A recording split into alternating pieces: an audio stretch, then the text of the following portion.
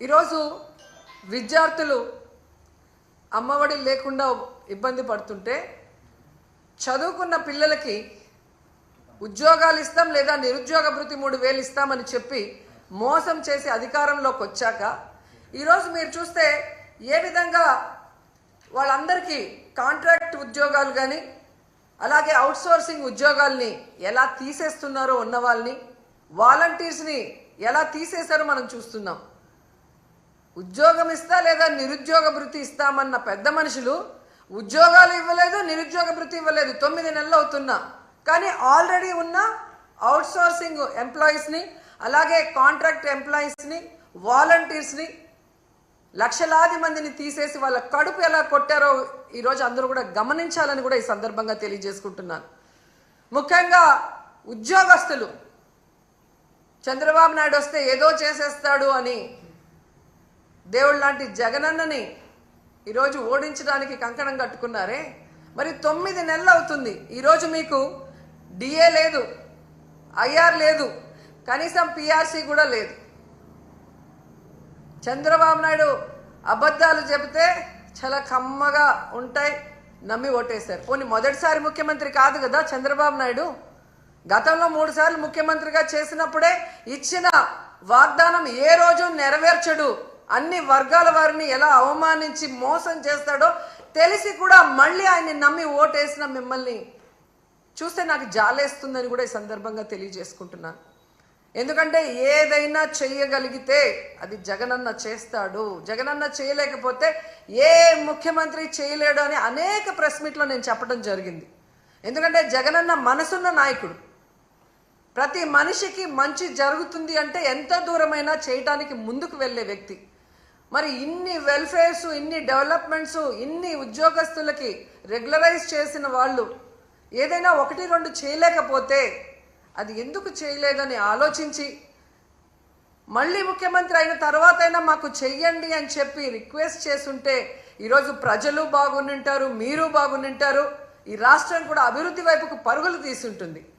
కానీ ఈరోజు ప్రజలు నాశనం అయిపోతున్నారు, రాష్ట్రం నష్టపోతుంది, ఉద్యోగస్తులు నష్టపోతున్నారు. ఈ విషయం ఇప్పటికైనా గమనించాలని ప్రతి ఒక్కరిని కూడా కోరుకుంటున్నాను. అండ్ ఈరోజు ప్రతి ఒక్కరూ మాట్లాడుతున్నారు తెలుగుదేశంలోనూ, ముఖ్యంగా పవన్ కళ్యాణ్ గారు, మేధావి గారు మాట్లాడుతుంటారు, సనాతన యోధుడు. జగనన్న ఈరోజు ప్రజా సమస్యల్ని మాట్లాడటం కోసమే అసెంబ్లీలో ప్రతిపక్ష హోదాను అడుగుతున్నారు. ఎందుకంటే ఒక ప్రతిపక్ష హోదా ఉన్నప్పుడు ఇంత సమయం అని ప్రతిపక్ష పార్టీకి కేటాయిస్తారు కాబట్టి ఈ రాష్ట్రంలో ఉన్న ప్రజల కష్టాల్ని, వాళ్ళు ఏదైతే ఎదురు చూస్తున్నారో వాటిని ప్రభుత్వం దృష్టికి తీసుకురావటం కోసం ఈరోజు అన్న అడుగుతూ ఉంటే వంకర టింకర్గా మాట్లాడతాడు పవన్ కళ్యాణ్ గారు. ఎక్కడో జర్మనీ అంటాడు, రష్యా అల్లుడు కదా, పక్కన జర్మనీ గురించి ఆయనకి బాగా తెలిసి ఉంటుంది. కానీ ఆంధ్రప్రదేశ్లో ఏం జరుగుతుందో ఆయనకు తెలియకపోవడం మాకు బాధాకరం.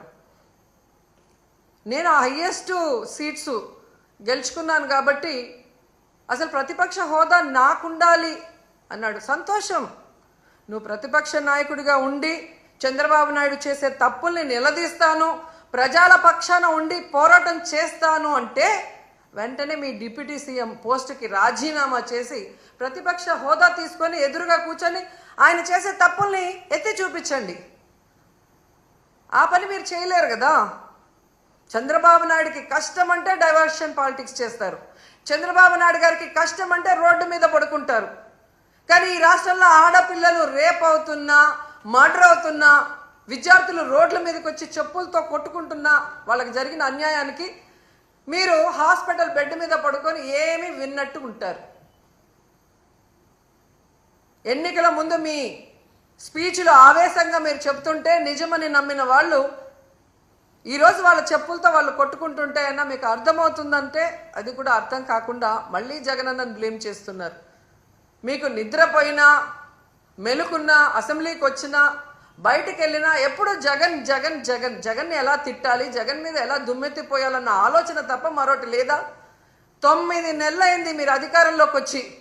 మెజారిటీ సీట్లు మీకున్నాయని గొప్పగా చెప్పుకుంటున్నప్పుడు 11 సీట్లని ఎక్కిరించే మీరు 11 సీట్లున్న జగనన్నకి ప్రతిపక్ష హోదా ఇవ్వడానికి ఎందుకు భయపడుతున్నారు? ఒకవేళ మీరు గవర్నర్ స్పీచ్లో చెప్పినట్టు గత ప్రభుత్వంలో జగన్ గారే తప్పులు చేయడం వల్ల నష్టపోయి ఉంటే ఆయన ప్రతిపక్ష హోదా ఇస్తే అసెంబ్లీకి వస్తారు కదా, అప్పుడు నిలదీయండి, ప్రూఫ్లు చూపించండి. అంటే మీ పచ్చ మీడియాలో మీరు మాట్లాడే మాటలంతా కూడా అబద్ధాలు. కేవలం జగన్ని బ్యాడ్గా చూపించడానికి మీరు ప్రయత్నం చేశారు. అదే అసెంబ్లీలో అయితే ప్రూఫ్లతో కూడా చూపించాలి. అక్కడ జగన్ ఎంత మంచివాడు, ఈ రాష్ట్రాన్ని ఎంత అభివృద్ధి చేశాడు, ఈ రాష్ట్ర ప్రజలకు ఎంత వెల్ఫేర్ చేశాడు, ఎంత డెవలప్మెంట్ చేశాడో చెప్పాల్సి వస్తుంది. కాబట్టే ఈరోజు మీరు ఆయనకు ప్రతిపక్ష హోదా ఇవ్వడానికి నిరాకరిస్తూ మేకపోతు గాంభీర్యాన్ని ప్రదర్శిస్తున్నారు అనటంలో ఎటువంటి సందేహం లేదని కూడా ఈ సందర్భంగా తెలియజేసుకుంటున్నా. ఎందుకు ఇంత గంటాపదంగా నేను చెప్తున్నానంటే, ప్రభుత్వం చేసే అవినీతిని ఎత్తి చూపించే పిఏసి, పబ్లిక్ అకౌంట్స్ కమిటీ, ఈ దేశంలో ఏ రాష్ట్రంలో అయినా ప్రతిపక్ష ఎమ్మెల్యేకే ఆ పోస్ట్ ఇస్తారు, పిఏసిని.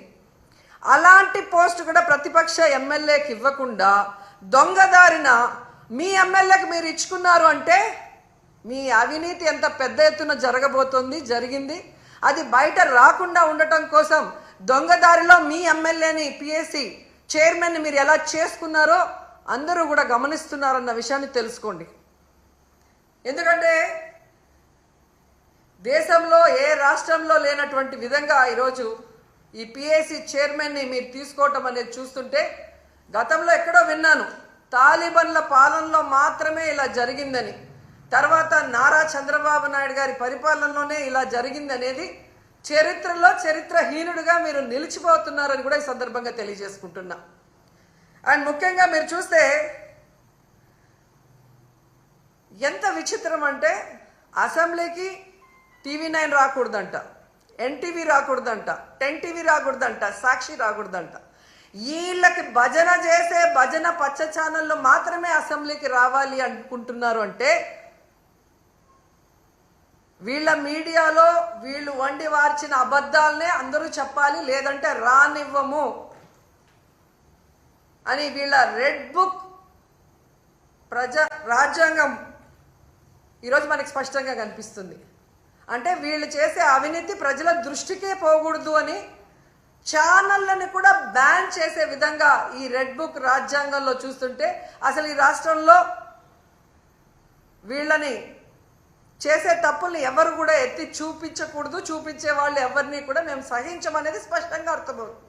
ప్రతిపక్ష హోదా జగనన్నకి ఇవ్వరు, పిఏసి చైర్మన్ ప్రతిపక్ష ఎమ్మెల్యేకి ఇవ్వరు, వీళ్ళు చేసే తప్పుల్ని ఎత్తి చూపించే ఛానళ్ళని అసెంబ్లీలోకి రానివ్వరు, గవర్నర్ గారితో కూడా అబద్ధాలు చెప్పిస్తారు. అంటే వీళ్ళ చైర్మన్, వీళ్ళ డిప్యూటీ చైర్మన్, వీళ్ళే